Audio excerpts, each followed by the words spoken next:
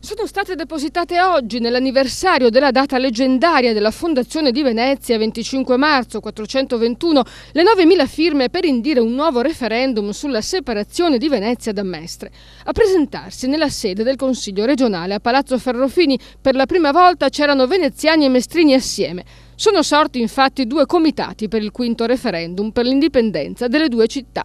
Sta prendendo piede sempre più nell'opinione pubblica la convinzione che l'unione voluta dal fascismo ha svilito le energie di entrambe le identità. Venezia, asservita al turismo, si è svuotata sempre più per dare spazio ad alberghi e bread and breakfast e Mestre è diventata una grande periferia. In realtà, dicono i comitati, Venezia non è un centro storico, ma una città storica che dovrebbe avere uno statuto speciale. Mestre invece è la 18ª città d'Italia e dovrebbe poter esprimere un proprio sindaco. Il risveglio di chi è alla ricerca delle identità comunali perdute non piace però al sindaco Giorgio Orsoni e a chi crede nella città metropolitana.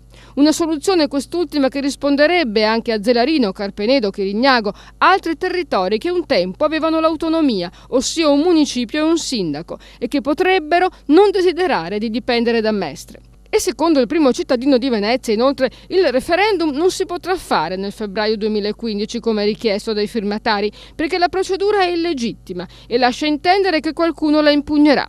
Devono passare, ha detto, 10 anni tra un referendum e l'altro che scadono nel 2014 e dunque le firme avrebbero dovuto essere raccolte a partire dal 2015. Il PD, insomma, potrebbe essere deciso a mettersi di traverso.